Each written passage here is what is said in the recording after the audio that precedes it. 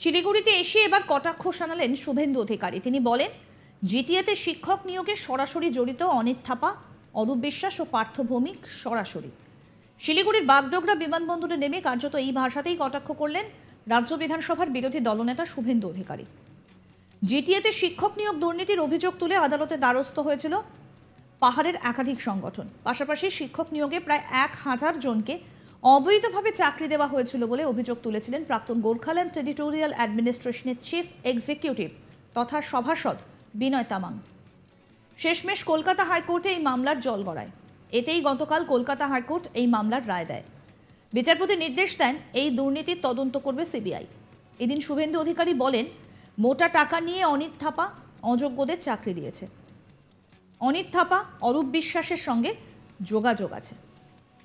শুভেন্দু অধিকারী কি বলেছেন এই বিষয়ে আসুন শোনাই। पूरा धांधली है। सिविल सर्विस कमीशन का नॉर्म्स को वायलेट करते हुए जीटीए ने काम किया। इसमें सीधा सीधा रुपया लेकर 421 रिक्रूटमेंट हुआ है। इसका साथ अनिक थापा, मिनिस्टर अरूप विश्वास, पार्थ भौमिक ये लोग का सीधा रिलेशन। অন্যদিকে এদিন তিনি আরো বলেন, আমরা সবাই কাজ করছি। সন্দেশখালীর যে অভিজ্ঞতা ছিল তাদেরও এতে ধারণা পরিষ্কার হবে যে কি হয়েছিল। বাংলাদেশেও ভাতা চালু আছে। বিজেপি ক্ষমতায় আসলে তার পরের মাস থেকেই গ্রেফতার হওয়া দলীয় কর্মীদের পরিবারের জন্য সংগ্রামী ভাতা চালু করা হবে। শোনাবো আর কি বললেন শুভেন্দু অধিকারী। আমাদের সামনে 400 লক্ষে আমরা সবাই কাজ করছি। আমাদের বড় নেতারাও করছে, একেবারে বুথ সভাপতি, শক্তি কেন্দ্র প্রমুখরাও করছে। কালেকটিভ এফোর্টস আমাদের চলছে। আমরা 400 লক্ষেই কাজ করছি। ভূপতিনগরের 12 জন মহিলাদের একটা টিম উত্তরবঙ্গে প্রচারে এসেছে বিজেপির হয়ে, মানে কিছু বলবেন ব্যাপারটা নিয়ে? মানে ঠিকই আছে, সন্দেশখালীর যে প্রত্যক্ষ অভিজ্ঞতা তাদের আছে।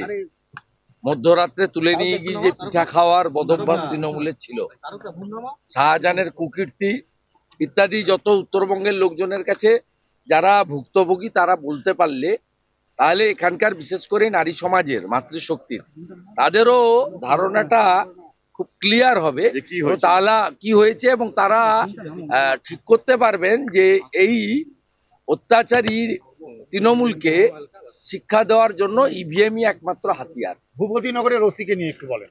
কালকে দৌড়াতে ঢুকে পড়েছে পার্টির কার্যালয়ে। না, এ হবে, কাল পরশু দিন ঢুকেছিল, কালকে ছুটতে ছুটতে কোর্টে গেছে। কোর্টে গিয়ে ধর্মাবতার ক্ষমা করুন, রক্ষা করুন করেছে। আপনি সংগ্রামী ভাতা দেবেন বলেছেন যারা, এটা নতুন কিছু নয়। আমি অন্য দেশের উদাহরণ দিচ্ছি না, বাংলাদেশেও মুক্তিযুদ্ধ ভাতা চালু আছে। এবং সিপিআইএম পার্টি যারা 34 বছর রাজত্ব করেছে, তারা জরুরি অবস্থার সময় যারা জেলে গেছিল তাদেরকেও একটা পেনশন চালু করেছিলেন জ্যোতিবাবু 77 সালে।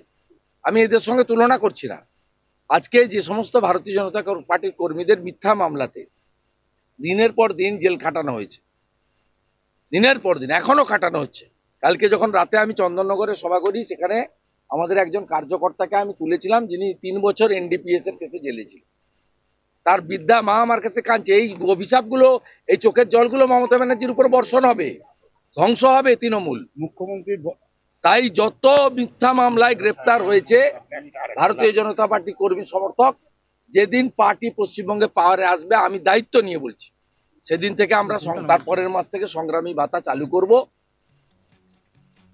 শিলিগুড়িতে এসে এবার কটাক্ষ শানালেন শুভেন্দু অধিকারী। তিনি বলছেন, জিটিএতে শিক্ষক নিয়োগে সরাসরি জড়িত অনিত থাপা, অরূপ বিশ্বাস, পার্থ ভৌমিকরা।